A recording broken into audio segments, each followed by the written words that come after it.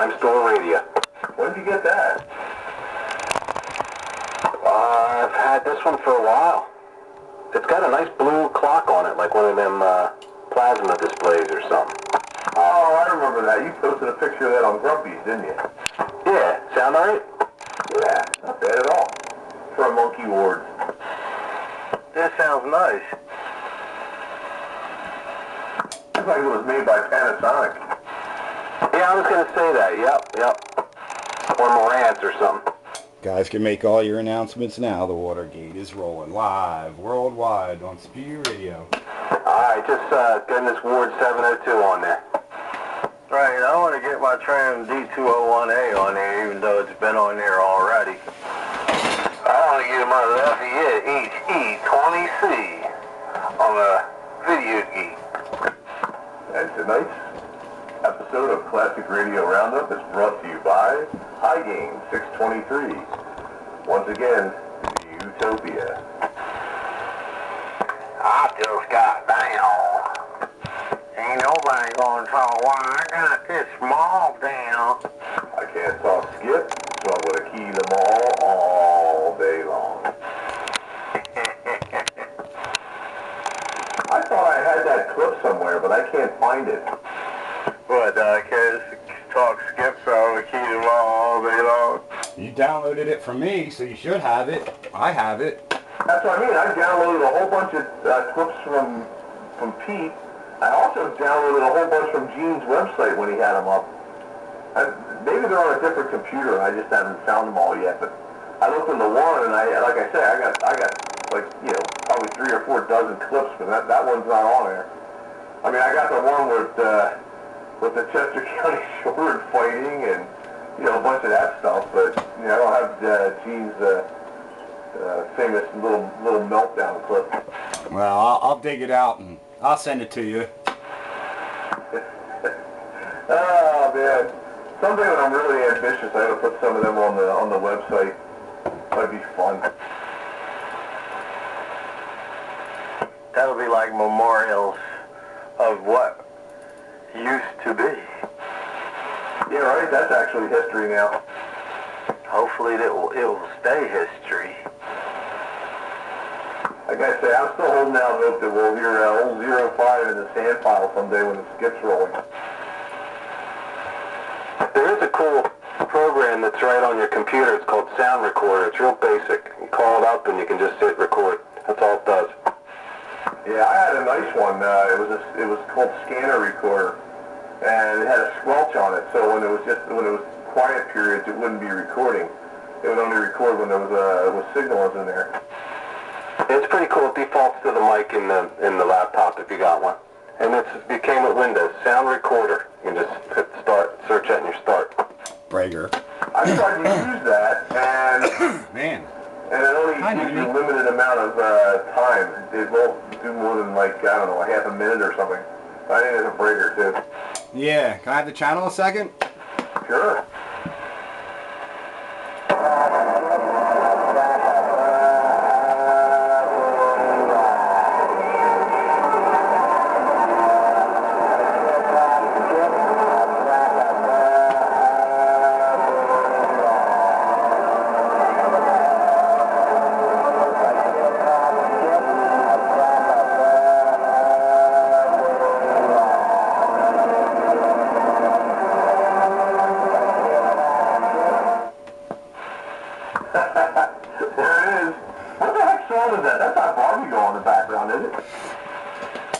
No, I don't think so. It's some other, just music. Some other chick happy poppy song. Yeah, that's actually classic clip now, ain't it? She had another 15 years, maybe. I like that. Classic clips. Yeah, I got a bunch of them on the website back in the day. You ain't got nothing. You ain't gonna say, oh, like I was gonna say, and I slap you. Slap you. Ain't nobody heard anything you said. Yeah. There's some really good stuff in there. Oh, I know. I got a couple conversations with him arguing with somebody. I got stuff that I actually haven't even heard all the way, because I used to go out at night and put the scanner recorder on and just leave it record, you know, because there was so much stuff going on, I didn't want to miss anything. Then I come back and there's 2 hours worth of stuff on there, and I haven't even gone through it all.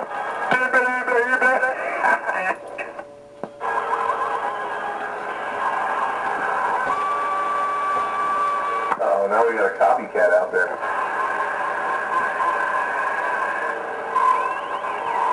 I can barely hear your copycat. I figured it might stir up something like that. Yeah, you know, that always brings the weirdos out of the woodwork. Yeah, but there's some classic moments in there, you know. There was some funny stuff. And this portion of Classic Radio Roundup is dedicated to Firestarter, who may not be with us anymore, but he's still here in spirit. Old 05, my neighbor on the other side of the crater. Hey, some of the hardware lives on. Yeah, it does. I still got that Collins amplifier sitting there staring at me on the other side of my room there. That's probably because you never got around to fixing it. Oh, I know. I don't have time. But it had a blown out resistor that I can fix, and that should, based on what I've seen, that's all it needs, and 4 tubes, and that should be back on the air.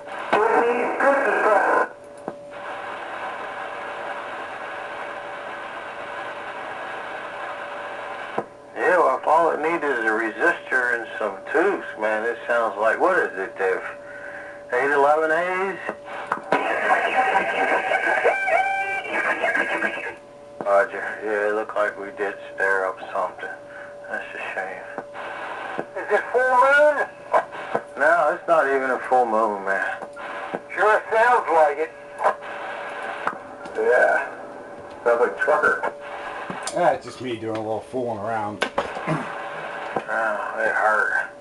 It reminds you of old times, man. Yeah, there was some harsh stuff that went on, but there were some really butt-gusting funny things, too. Yeah, like that wannabe Joe Gunn. I never laughed so hard. Who had a wannabe Joe Gunn? That was another classic moment. Oh, yeah, that was a good one. I had the wannabe Joe Gunn. Oh, that night I was laughing so hard I could hardly talk straight. You forgot the introduction. Big Dave and his wannabe Joe Gunn. I'm Big Dave with my wannabe Joe Gunn.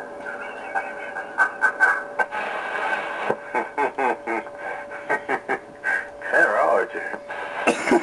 Oh, that was funny. Oh my God, I was laughing that night. Yeah, he was on a roll. So every once in a while he'd get on a roll and just say funny stuff. Wow, when you're under the influence of controlled substances, man, anything's possible.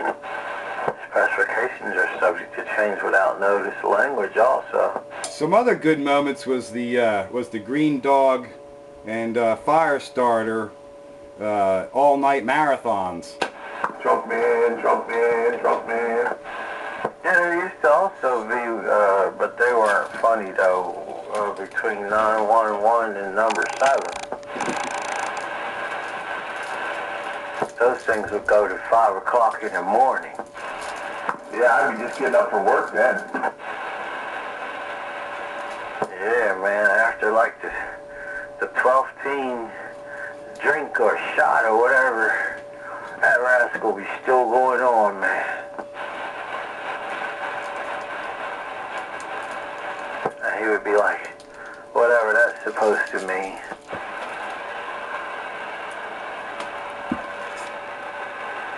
And silent. Hey, Dave, you got to put in the boy it got quiet thing. And then it got quiet. Thank you. Levels of quiet are subject to change without notice. Yeah, well, at least we don't have the early skip that we had. That stuff was getting on my nerves. That was brutal. It was, and it was unfruitful. I mean, you can't even profit from it. Yeah, I can. I go to 10 meters, 12 meters, or 15. You sure it wasn't just as garbled? I'm absolutely sure. I got them in a logbook. And 4, yeah, because on 11 meters that wasn't nothing but garbage. I was thinking maybe I ought to get one of them key-up signs that, key-up sounds that sound like metal grinding against itself. You're right, it was pretty much S9 heterodyne garbage on this band.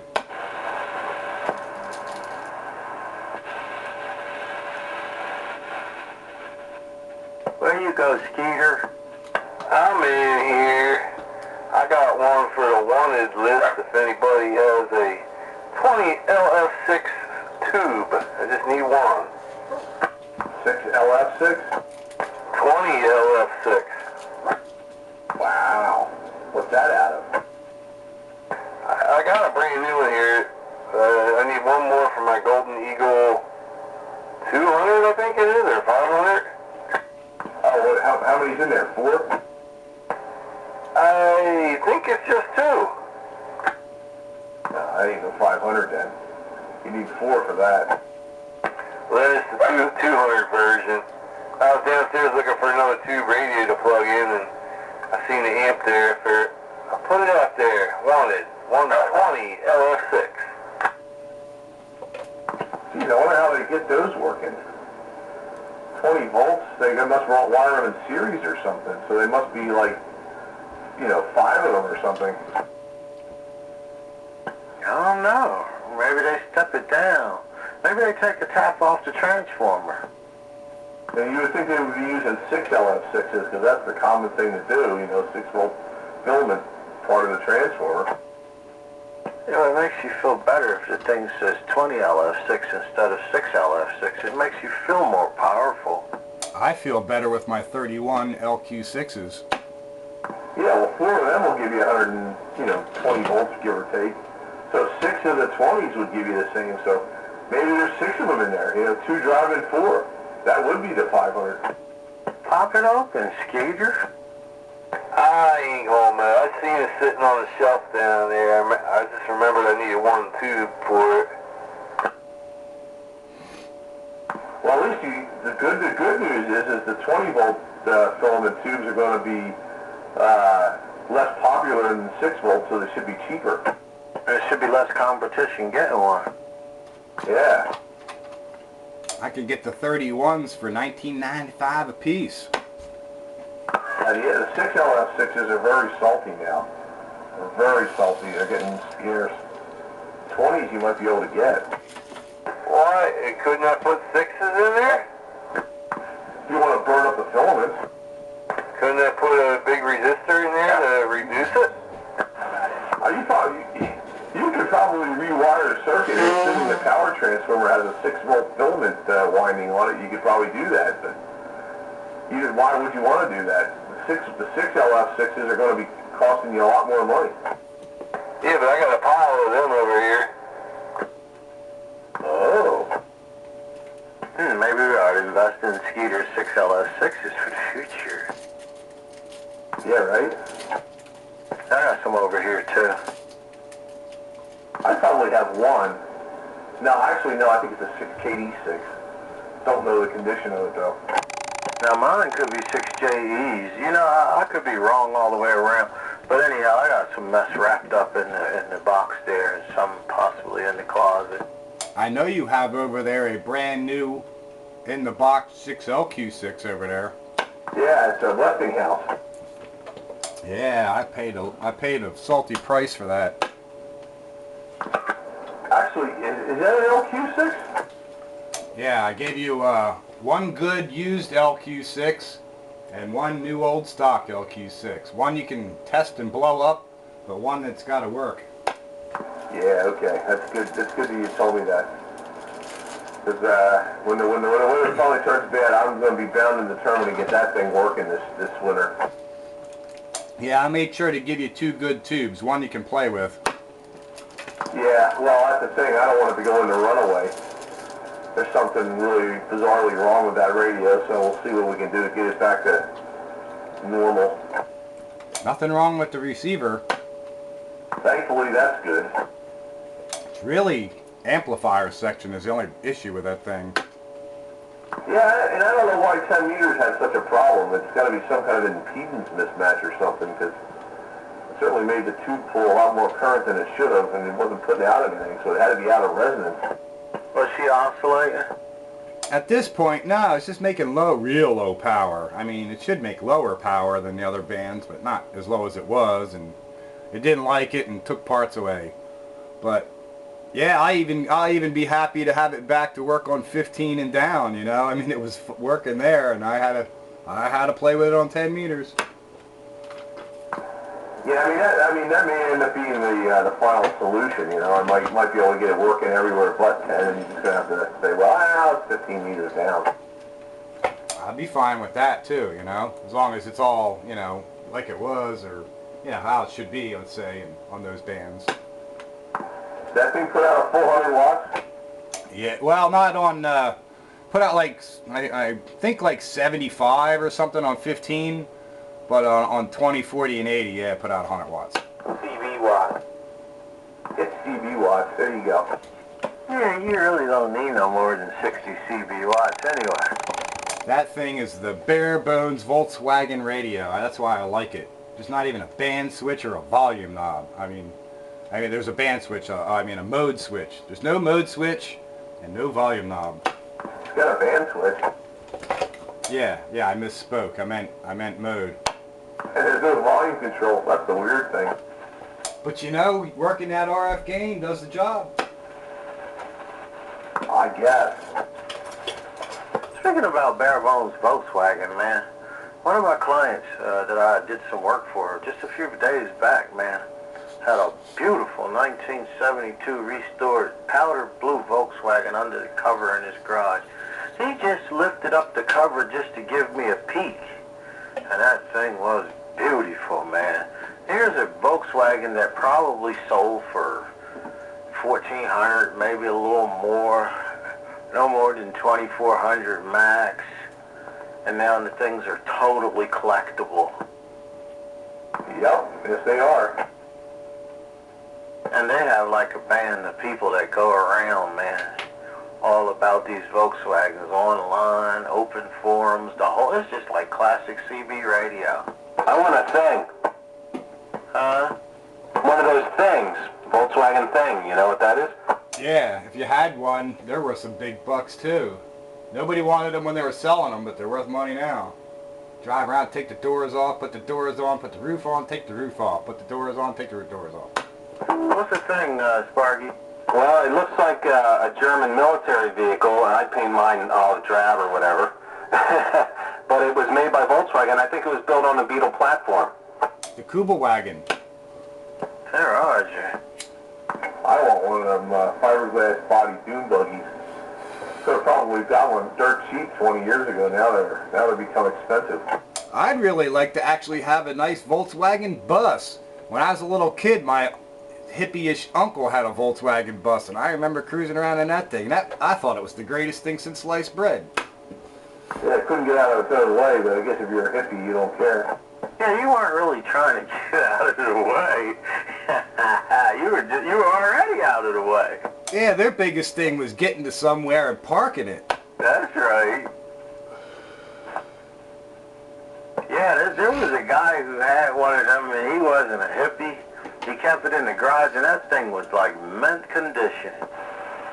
He was a Quaker. My original Ham Elmer had one. He loaded a bunch of us in it back in the 70s, and we went down and did the telethon for Channel 12, and somehow we made it down there and back in it.